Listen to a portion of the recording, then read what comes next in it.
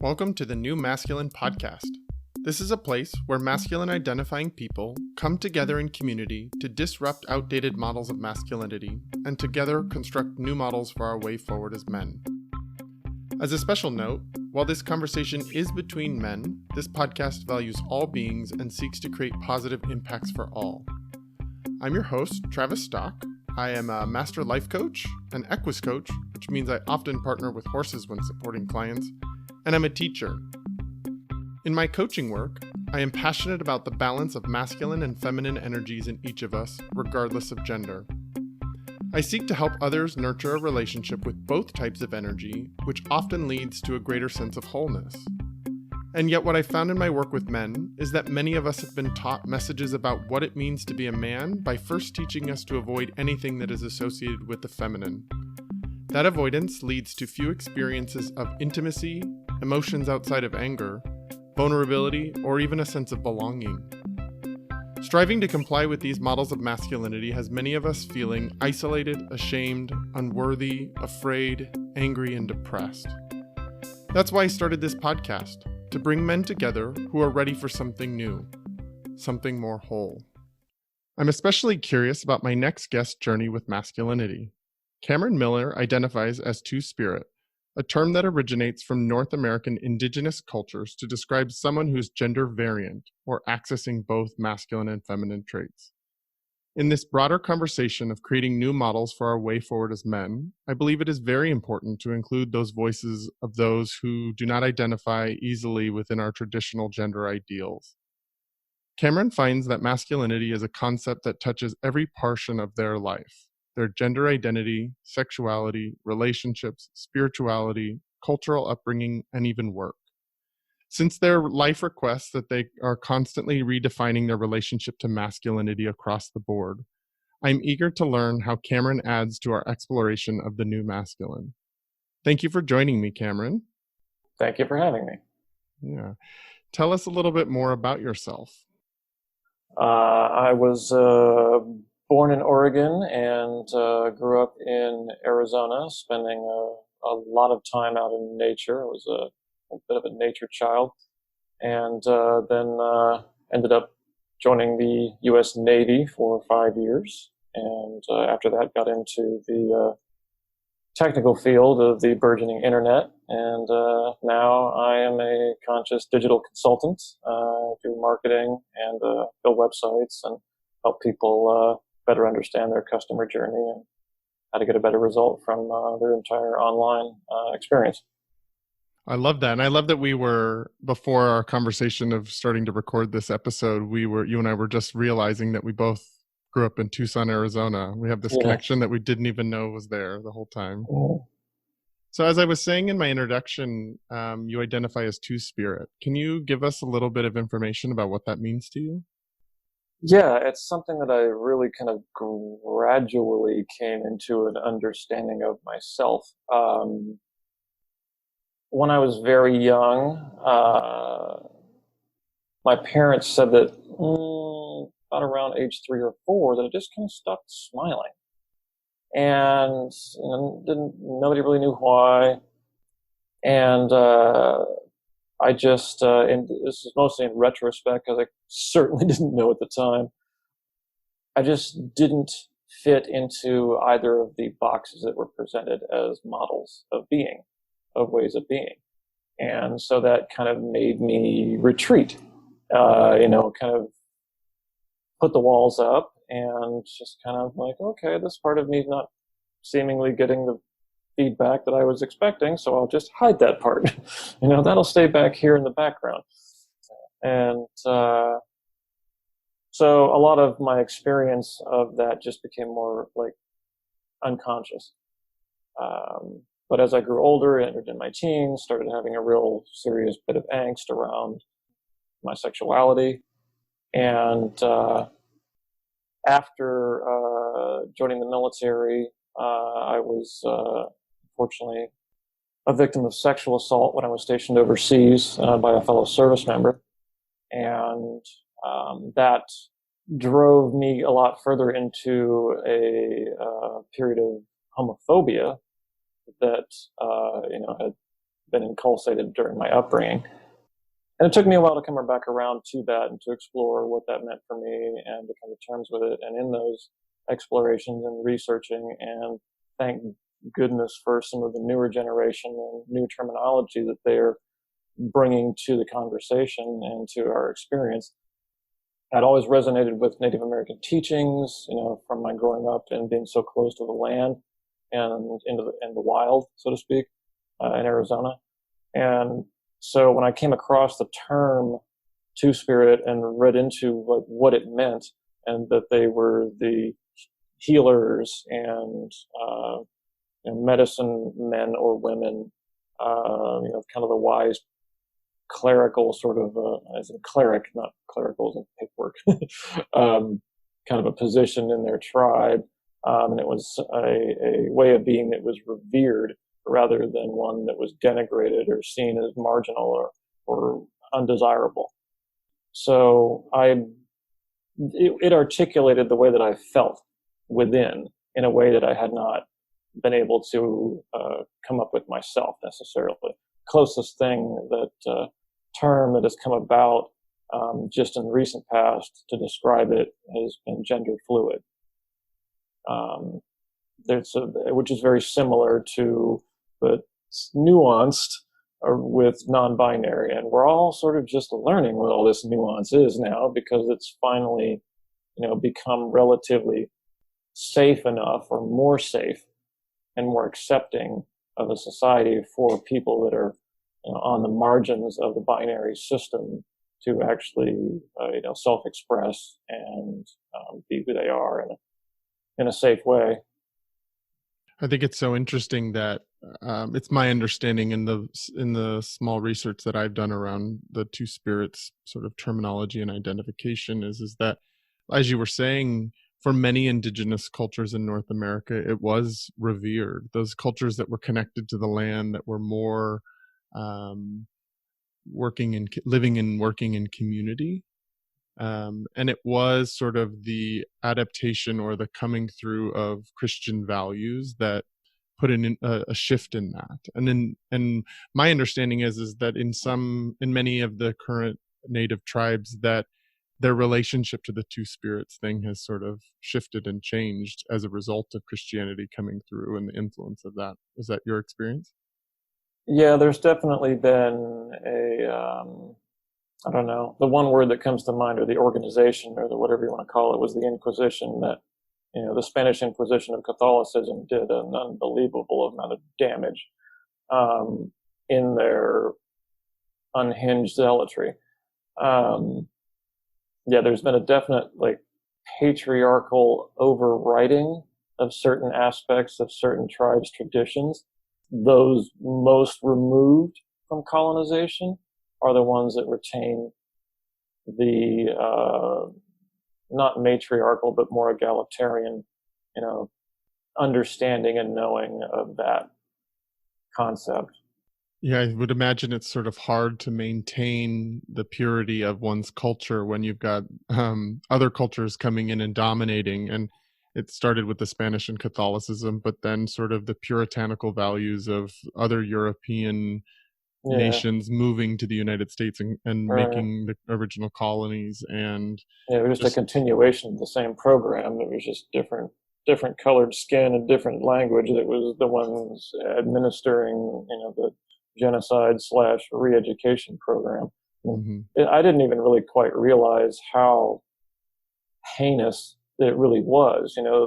The reputation, the reality of the massive pedophilia going on within the Catholic Church as an institution, currently and historically, is an intrinsic part of that. I don't know, at least I view it as power over type of dominator culture. And the Indian boarding schools, where every time a tribe was forced onto a reservation as we progressed west, we, meaning or I assume your ancestors, they were shifted onto that reservation, and then basically all their children were stolen from them and shipped off east somewhere into a boarding school where their culture and their language was stripped out of them or beaten out of them. And they suffered just as much, if not more, molestation, abuse, and murder than the modern day Catholicism has or Catholic Church has done with the choir boys and that sort of thing. There's a whole lot that gets to come up for healing. Yeah, and it's how interesting the masculine has treated the feminine, how the masculine has treated itself in different iterations or flavors. Yeah, it's really interesting to see how much of that is coming to the surface in our current political landscape, our social landscape, in the era of Me Too and consent and rape culture and toxic masculinity and patriarchal information. It's a lot of that coming to the surface, and in many ways we're getting to see these sort of hyperbolic or exaggerated versions of that, of what you're pointing out. Yeah, coming up to be seen. Yeah, coming up to be seen, and it's scary and it's uncomfortable, but it is an important part of the process of our evolution, I think, as a culture. Yeah, looking at the shadow in order to be able to release it and exactly deal with it. Yeah, there's something I've seen that's going around. I've really held on to this thought in my heart, is that things are not getting worse.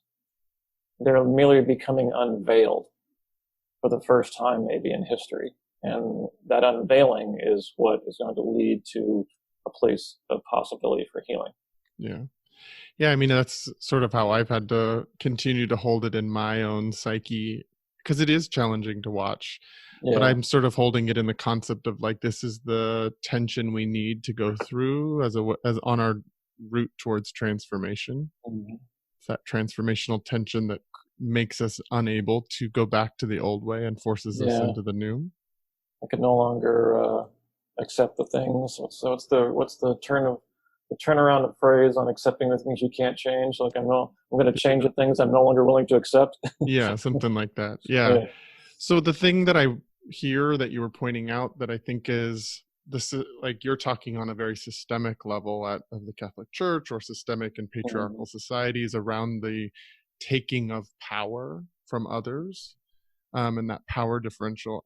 I think that's something that's playing out just in masculinity in general. Like if we break it down into some of the smaller, more micro settings, we're all doing that to each other. We're doing that to this planet. We're doing that to the feminine in our lives. What other parts of masculinity right now to you feel like they're maybe not working, or do you no longer resonate with? The facade, which is all it's ever really been for any man, I think, of not being vulnerable, always having it together, that looking good conversation of never showing weakness because someone will stab you there. You know what I mean? There's this like more old school way of, being the strong man, because unless you're putting on the strong persona, you're seen as weak. And if you're seen as weak, you are weak. And therefore, less than. And, well, it plays directly into what we were just talking about around the power thing. Like if you show weakness, then power can be taken from you. Right. Exactly. And there's a scarcity of power, and so I need to hoard my power. Right. And that's the scarcity conversation that is the power over dynamic. It's predicated upon a zero-sum game. There's only so much power in the world. I have to gather it all to myself, and I have to take it from someone else in order to have it. And that has played out in the gender dynamic between the male and the female, the masculine and the feminine, for 5,000-7,000 years. It's like you take it from that more larger macro and right down to the micro. It goes down to like how I experienced first, like leaving the house, and getting into kindergarten, and then eventually grade school, and the socialization that occurs between boys and girls in school. That's the first place, where we're really segmented and segregated and categorized and labeled, and this is what girls do, and this is what boys do, and boys don't do what girls do, because for some reason, that's not good. Sometimes it's very subtle. but it's very clear, very clear Oh, for sure. for crossing lines. No, no. um, and that I think has been very damaging for our entire species. There's this level of degradation of the feminine or looking down upon the feminine that I guess what I always the place or the atmosphere that always comes to mind the most strongly is the locker room. The kind of conversation and the tone of the conversation that exists in that environment about, around women, girls, the feminine, being feminine, the way that women are, and it's very holier than thou. It's judgmental. It's got that power over kind of a feel to it that's from the man is the head of the family in the household, and the wife has to listen to what he says. This very old school kind of 50s way of looking at the relationship between the feminine and the masculine. But I experienced that as, and of course I didn't have the terminology for it when I was young, but as I've gotten older, I experienced that tone as being not just judgmental, but like one of the narcissistic aspects of kind of the patriarchal masculinity. Being two-spirit and a mix of both, I did not resonate with the denigration of ways of being and feeling that I shared with girls and women. And then I didn't understand why other boys or men didn't feel that way. It was confusing and felt unfair on a basic level. And it felt alienating as far as the role model of what it is to be masculine. Yeah, I think we have gotten a unique ability in this time frame after our recent election in the last couple of years to look at that locker room talk in a much bigger way, and how often it is about either diminishing or objectifying the feminine. It's usually one of the two. It's rarely about celebrating. It's rarely about honoring. It's rarely about, and I think, as I was saying in the beginning of this podcast, I think that's because we as men are actively taught to reject the feminine within ourselves. Yeah, definitely. Through growing up, as you were saying, we are socialized out of it. It starts really little, and we are, in many ways, we as men are initially shamed out of all of that and told to be afraid of that. I know that's been true in my life. Shamed out of access to our emotions. Yeah. As a very sensitive, emotional boy, and now a man, in many ways, I became very afraid of my emotions and very afraid that was the part that exposed me to the world and that I couldn't hide in that. And so for many years, I tried to adopt the more traditional masculine ways of being, of non-emotionality, non-vulnerability, and just found myself completely depressed and in melancholy my entire 20s. And so, well, that didn't work. Same here. Yeah. And so I think that's the experience of a lot of people, but we don't have a lot of language about how men navigate depression, how they navigate their own emotions, because we're not really allowed to. And not to have any. Anger is the only legitimate one. Right? Yeah, it starts really early, and then we as men do a lot of, sometimes it's not always insidious, sometimes it's playful, but it's also really within a sort of a flawed system that we kind of bat each other down and shame each other to stay in line with this sort of narrow traditional masculine values. Yeah, definitely. And sometimes, like, our parents and the adults in our lives as kids were doing their best with the information they knew, and they tried to kind of corral some of that for us so that we could fit in and belong and receive love.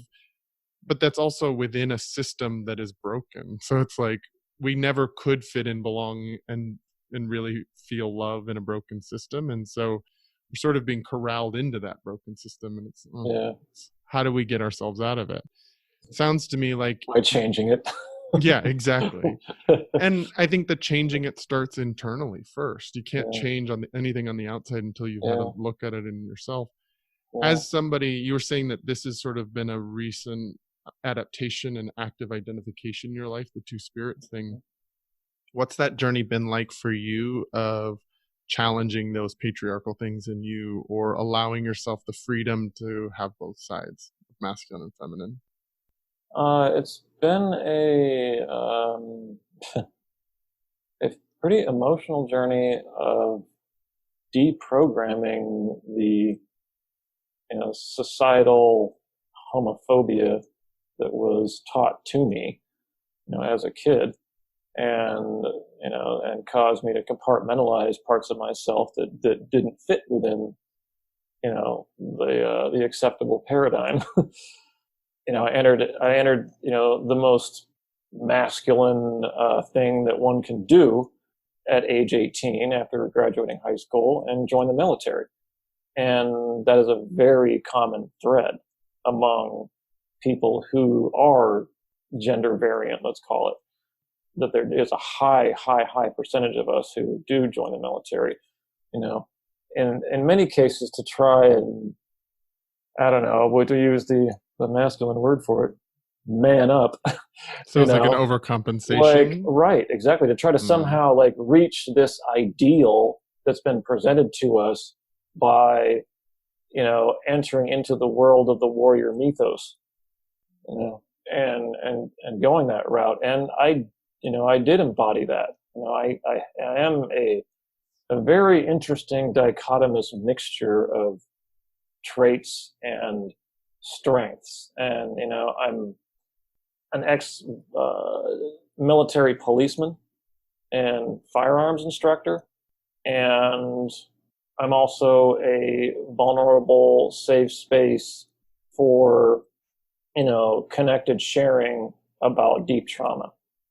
I'm a nature child who can survive out in the wild on my own in pretty much any type of situation. And I'm also extremely gentle with children. I've got the strong guardian sentinel kind of archetype, and I also have the nurturer and have, mothering instincts and caregiver instincts. So a lot of those, the more what may be traditionally seen as feminine or masculine, I don't necessarily identify them as such, because I have seen, female warriors, and I have seen, male Mr. Moms. It's like we narrowed down so much the realm of experience and expression allowed for either gender in these rigid definitions of what's acceptable for boys or girls to do and what emotions are acceptable for them to access. Yeah, I'm so glad you're bringing this up because it's something that I find myself working through in my own head about when I'm having this conversation. There's this thing around talking about masculinity, which is sort of the collection of gender appropriate things for men that we've sort of Mhm. been taught over and over again. Yeah. And then we're also talking about masculine and feminine more in the energetics, separate from Mhm. gender, that has nothing to do with male or female. It is Right. energetics. It's the yin, the Mhm. yang, the light, the dark, the the ends of the spectrum that sort of help us understand opposing forces and energies Mhm. and ways that things create balance with each other. Right. And so I find it very interesting that the best language I have right now fits within that sort of traditional binary. Mhm. And yet I'm also a part of the community that is tearing down the gender norms. Do you have any sense Yeah. of, like, for you, what better wording it is to sort of differentiate between this energetic quality of masculine and feminine versus male, female, or gendered kind of language? Yeah, what's come to me and has been, I have a very my family was like non-religious Presbyterian Irish and German and Scot. And I have no religious underpinning to my upbringing. And I've just kind of very recently, in the last, say, 10 years, become more spiritually connected and into those kinds of areas of thought and reading books and that sort of thing. And so what I discovered that best describes this to me, and this balance, and especially of the yin and yang, is the divine masculine and the divine feminine. And we all have both within us, and I don't know, it's like each personality is its own Rorschach, to kind of make that reference again from when we were talking before. But that, we're each a conglomeration of all of these different traits that maybe in some traditional ways are described as masculine or feminine just because, but they're not restricted to either of those plumbing or capabilities. The work that I've done in my personal spiritual work the greatest growth has been centered around being able to experience and see where within myself there has been a compartmentalization of those different sides or those different ways of being. And that my work has been ongoing over the last several years of bringing those two disparate sides into closer and into cohesion with each other. And that place is the place of balance, where I think that a whole nother level of creativity and expression is possible. That's so well said. You were earlier describing about how you contain multitudes and how you can be sort of the protector archetype, but then also the nurturer archetype. You can value both the things that are sort of more traditionally masculine and sort of more traditionally feminine, and that you can have both of them exist.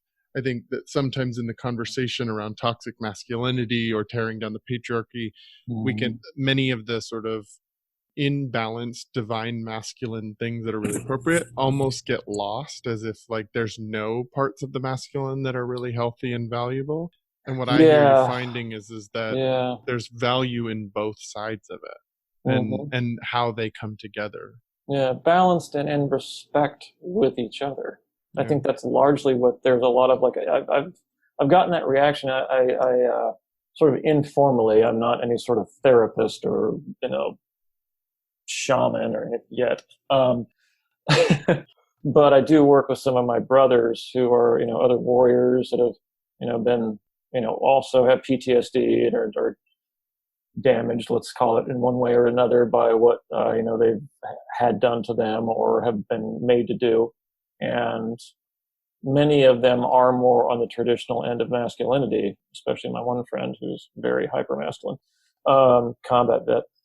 But yeah, I find a lot is getting lost in the defensive reaction and inability to listen because of that emotional reaction of men who believe themselves to be the traditional definition of masculinity, and that any discussion of what toxic masculinity is and what the nuances of it are is just a full frontal assault on masculinity, and they're trying to get rid of masculinity as they know it.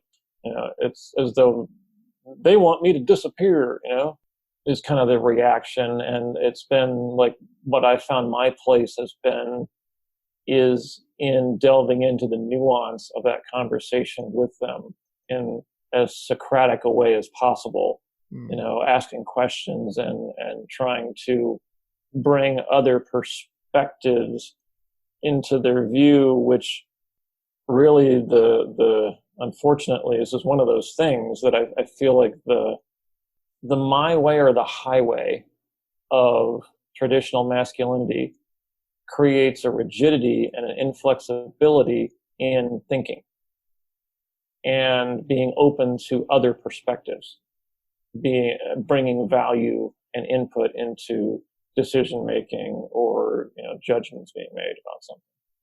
I think that I totally see that as happening with people that sort of adopt that hyper masculine or really identify or find that really that resonates with who they are. Mm-hmm. But I also see it happening in my conversations with other men around the world that like not everybody's vocally out there talking about it, but in this culture of talking about toxic masculinity and tearing down the patriarchy, I do find that other men are also scared, and the women in their lives are pointing out like, yeah, like this is a weird time for men. This isn't a scary time for men. And that we do have a lot of conversations about what's not working, but where are the conversations about what is working? Where are the conversations where we're bolstering up and nurturing the things we do want to celebrate in men and that we do want to bring forward? Yeah. That is definitely what I've found I've been bringing to the conversations with the men that I've been talking to and working with informally. I think the crux of that, I think, is that the entire, Western civilization really is, predicated on this power dynamic. It has been for thousands of years, where men are on top and women are, if not property, then, at least not at the same level of equality, really, and not even and it's not even just women. It's we do that to each other as men. I have more power. I'm up here. You're down here. You're worthless. Right. I make more money. What I'm saying is that the response of the more traditionally masculine to their fear of what either the celebration of the feminine or the pointing out of some of the less desirable traits of what we call toxic masculinity is a trend that is going to result in that power dynamic of men on top and women on the bottom being flipped. And there's an unconscious, desire to not be the one on the bottom, not to be the one who's under someone else's power. There's an inability to see that it's not about flipping the power dynamic of one over another, but balancing that power dynamic. Yes. Co-creating together from a place of equality, and everyone's opinion matters. No one's opinion is a less than or more than because they're more emotional or less emotional or more logical or less logical. Yeah. That feels very in alignment with my view of it too. And that it's not about rewriting and flipping the whole thing on itself, but it is about rewriting it in a way that brings them together. And it's that what we were talking about earlier about that sort of scarcity mindset that really plays into this, because if someone else gains more power, the fear is that I will lose power. And yet I don't necessarily know that that's the truth. Just because your fear voice is telling you that does not mean it's true. No. It's not if the same power dynamics don't continue to just be acted out, regardless of the players. As long as the construct of power over is all that we're operating within, then there's the natural fear of it because it's not going to change, because it's not going to change. Totally. I'd love to bring it a little bit down back into the personal for you and hear a little bit more about you're sort of describing the process of coming into balance with the masculine and feminine, letting them co-create together. And you said that you've been on a personal journey of recognizing where the two sides have been a little more compartmentalized. How have you become aware of the parts of you that are more compartmentalized? And what have you done actively to help bring them back more into integration? I've done, I would say the starting point was really becoming energetically aware, so to speak.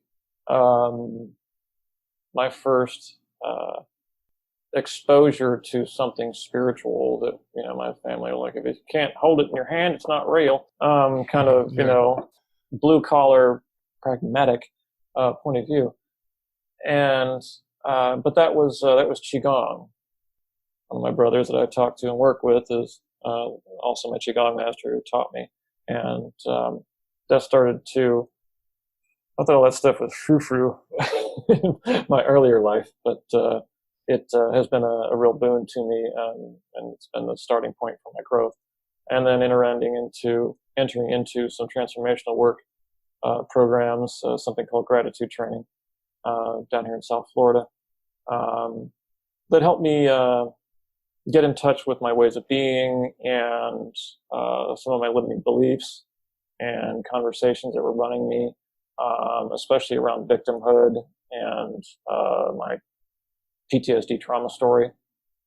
And that kind of like got sort of a baseline of a handle on my stuff. Started to get a view within myself, and a level of comfort with who I was and what value I brought to the table in my uniqueness. That led me to experience an old Peruvian lineage, ancient Peruvian lineage, indigenous ceremonial healing work. And that space has been the one where I have made the greatest probably leaps in connection with both my divine and feminine aspects, and gotten some clarity on the parts of me that were socialized as less desirable from the traditional male side were actually superpowers. My capacity for being a safe space, a vulnerability for not just the feminine, but also the masculine. I've been the doorway for healing for men who have experienced sexual assault like I have, men who have experienced, the molestation when they were younger, women who have been through the same sort of childhood sexual trauma. And I just discovered in that work that I was just a natural. And so that's an area that I am pursuing training in currently. And that space and the space that's created by the people that I work with there is such a place of safety and radical acceptance, that there has been the room to dance with the line, so to speak, between those different aspects and what they mean. And that can be an appreciation for beauty and the beauty of oneself. Can be the softness of deep emotional connection with someone in a healing kind of context where you're helping them work through something that's been really hard to talk about.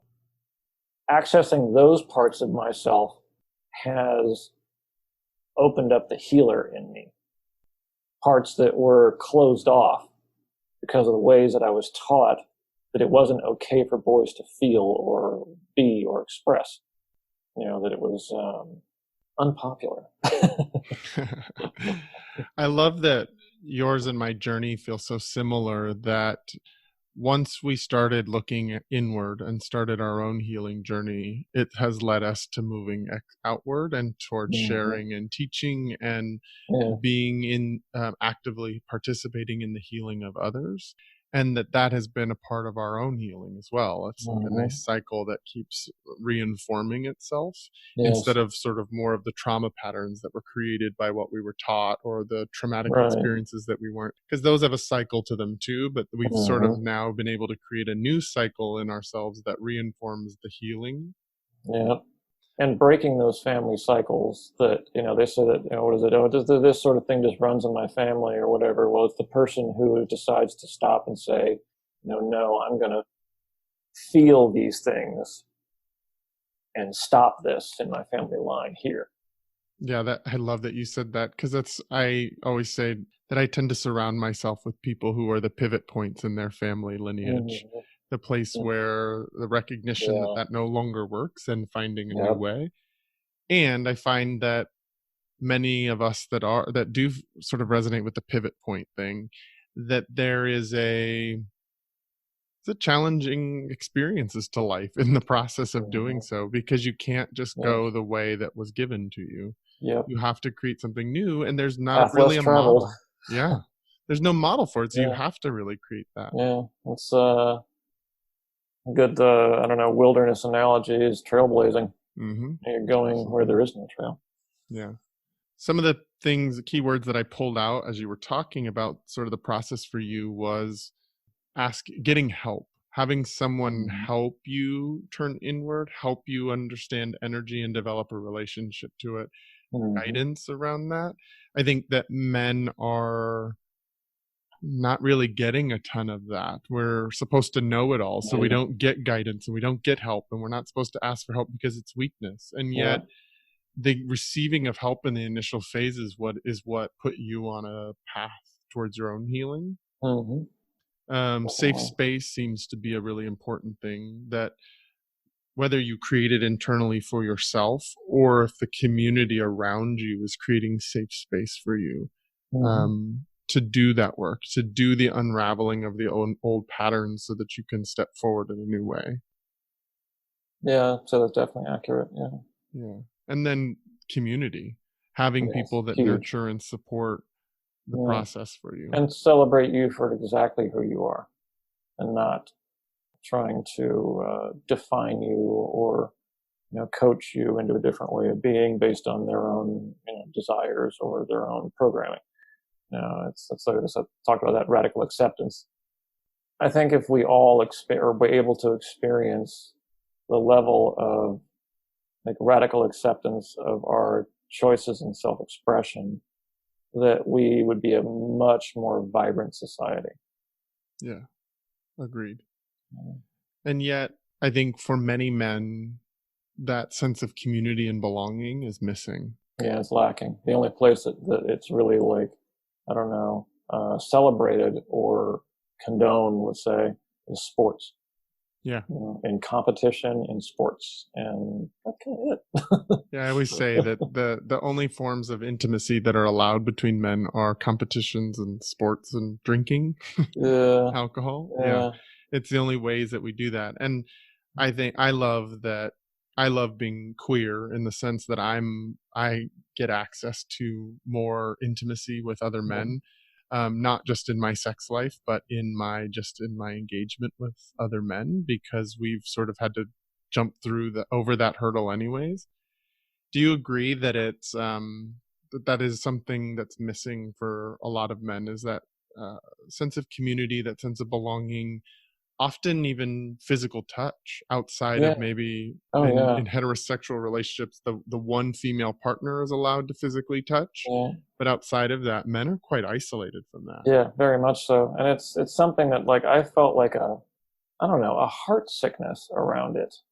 When like it's one of the things that makes me envy women and the feminine, because they do have that casual, let's call it, access to therapeutic and connective physical touch, and men aren't allowed to have that because it's queer, you know, at least in the for, for that kind of mindset of man. Yeah, I think it's been that's one of the parts of the traditional model. I think that's been, at least in modern times, that's been so damaging to boys as they're growing up, because it is so very isolating. If the only way you're allowed to really like interact with other males is this sort of like cutting up, humorous, insulting as bonding sort of thing that I just never really understood at all. Hazing Did culture. not resonate with that whatsoever. Right. It's like, you like me, why are you being such an a-hole? It was kind of my internal conversation around that. Yeah, we have to haze each other to show we Right? like each other. Yeah, like this doesn't make sense. This is not empowering. Even though I didn't know that term at the time.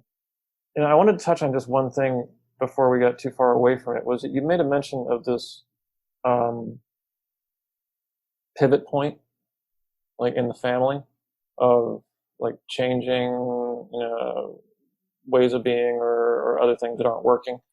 Um, I got to have an extremely unique experience of this. Um, as I was working through in the last 3 years, as I was working through, well, mind you, after probably about 5 years of mixed therapy and PTSD group therapy through the VA, and then getting into like the transformational work and then the deeper personal work, in accessing the more vulnerable parts of myself and not feeling so scared and hiding those parts of myself. And then getting back into close proximity with my family as my mother was sick.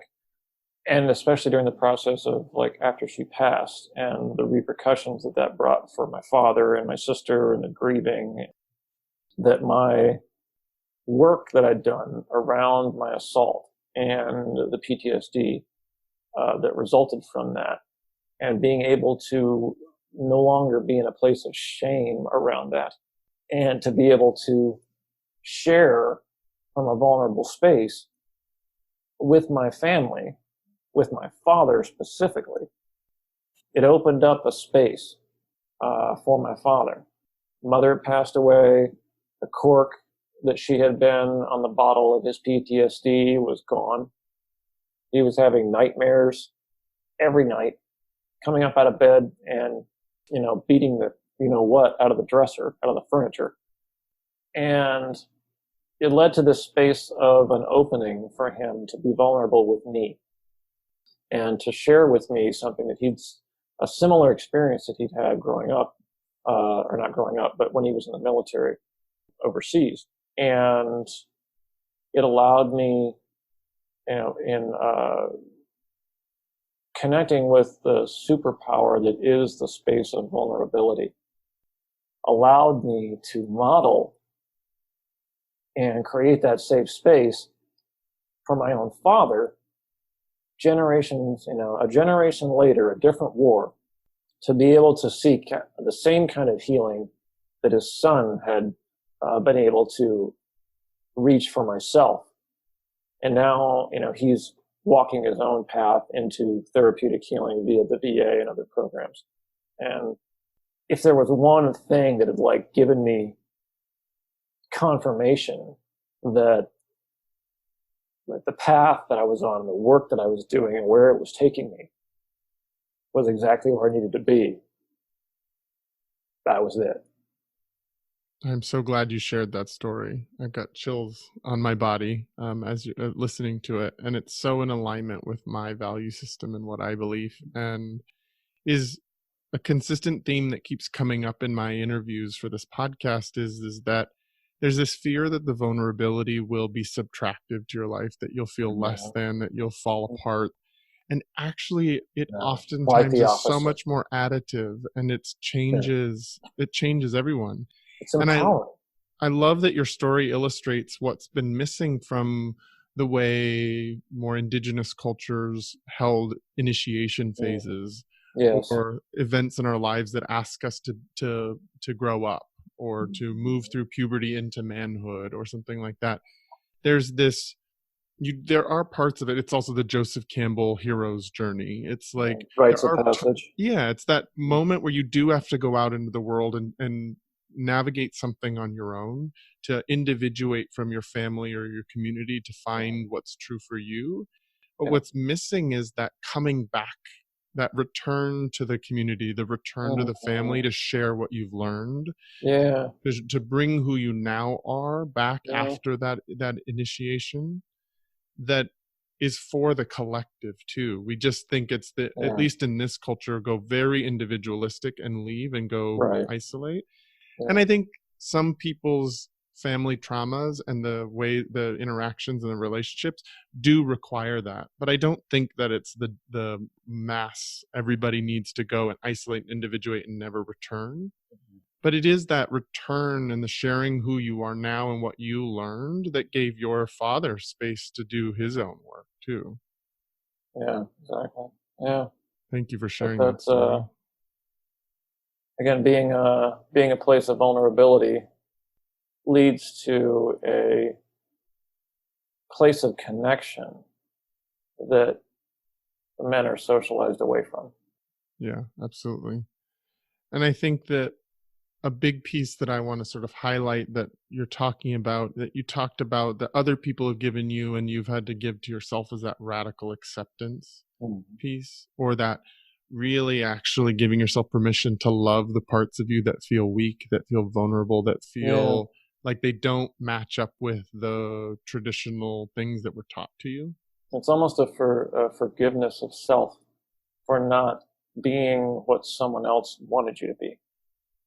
You know, I kind of, when I really started to, I don't know, come out to myself in '97, I went out to California, spent some time in San Francisco, and then on my way back, kind of not very quickly coming back, spent a little time at Tucson and just kind of made my way across the country. But I'd say it was really when I really started to get in touch with I don't know, visceral inclination towards more native spirituality.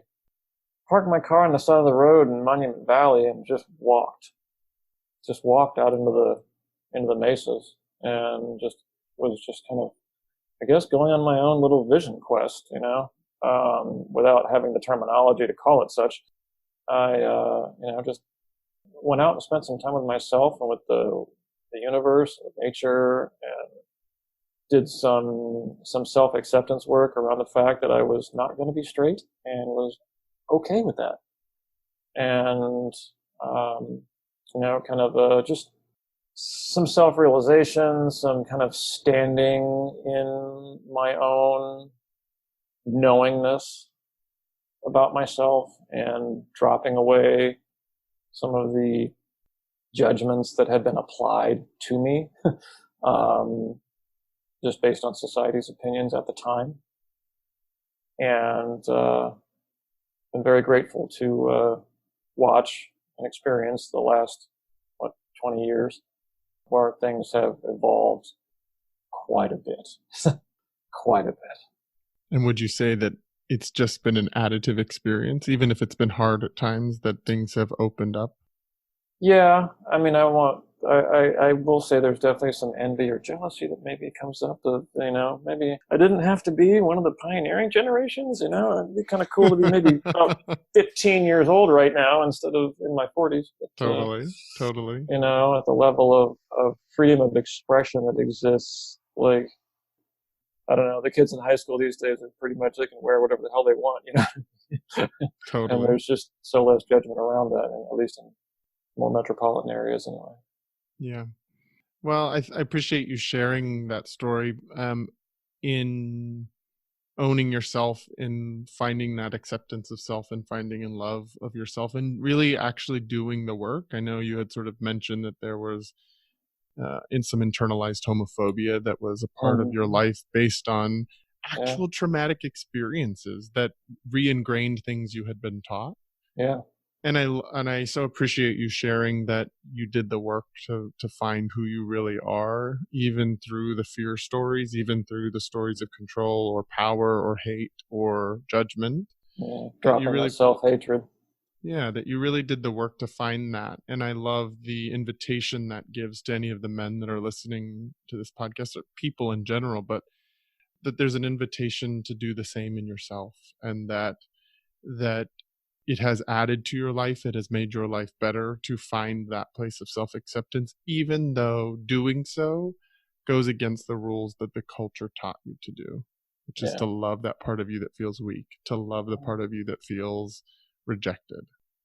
and exploring those parts has turned out to be the most powerful work and the most powerful value in self-actualizing what I'm supposed to be here for and what I'm going to create. Yeah. So thank you for the invitation for other men and giving them permission to do the same. And I'd love to hear, is there any piece of advice that you would like to leave men with as we close this conversation? It's not necessarily an easy thing in our culture, but to seek out opportunities for sacred space where there is an intentional mixture and balancing of the divine feminine and the divine masculine. And that tends to be in indigenous, or one might call it new age, sort of circles. But those spaces for reconnecting with indigenous wisdom around the balance of the divine feminine and the masculine brings opportunity for insight and self-reflection in non-judgmental atmosphere and safe space that is it's a place of play that maybe we haven't experienced since we were children. Yeah, it's amazing how few opportunities for real play we get once we're no longer children. And I when think you can play with yourself and the way that you look at yourself and the judgments that you've made about yourself or the society's made about yourself, it can just put a little space in there to be able to look at them. And you can make your own decisions about whether or not those things are valid, or if they resonate with you, if they land with you, or if they're not yours to carry. Yeah, I love what you're saying. And I think even to simplify it even more, it's that piece of like, if it is hard to do that in our culture, it is not celebrated. Yeah, and yet encouraged. And yet go find people that do. Just find community of people who want to do that. There are plenty of people out there. There is a way to find tribe. Absolutely. Even in a very individualistic culture, there is a way. That's one of the beauties of being in the social media generation. We're more connected to other kinds of people than we ever could have been. There are for sure shadow elements to that social media and to the ways in which we're connected or seem to be connected, but are actually quite isolated. But there are healthy ways to gain value from those tools too. Absolutely. People find community all the time in that way. Well, thank you for sharing your story, and thank you for adding your voice to this conversation around the new masculine.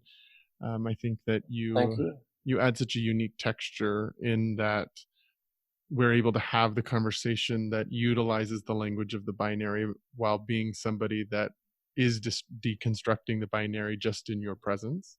Mm-hmm. And I kind of love that, using the system to break itself kind of thing. Yeah. That makes sense. Yeah. So if people, I know you were sharing that you are doing work with other veterans around PTSD, sexual assault survivors. If people wanted to connect with you and find out more about what you're doing, how might they do that? I don't have any sort of official practice. Like I said, I'm still in training, and it's more like working, with friends and people. Really, they're people that have chosen me. But I'm on Instagram as camerons.travels. And you can find me, Cameron Miller, on Facebook as well. I don't have a business profile on there yet, but that's something that's in the works. If anybody wants to, just talk and connect and just have a continuing conversation about what we've spoken about here on the podcast, then I'm more than open to connecting on that. Yeah, as we've been talking about, I think that being in community and being with people that are doing the same work or are creating safe space for others to do that work is super important. So thank you for sharing. And if anyone is interested in connecting into kind of the transformational and growth-oriented community here in the South Florida area, you're more than welcome to contact me there too. Great, thank you for sharing that information. If people want to get in contact with me, they can go to my website at travisstock.com. You can also find me at Facebook at Travis Stock and on my Instagram handle at Travers03. I'd love to hear from you. I'd love to hear what questions you have and how you want to participate in this conversation around the new masculine. The intention is to collect together so that we can redefine this together. So please be willing to participate and help me in this journey. Thank you, Cameron, for joining us. And until the next episode. Thank you for having me.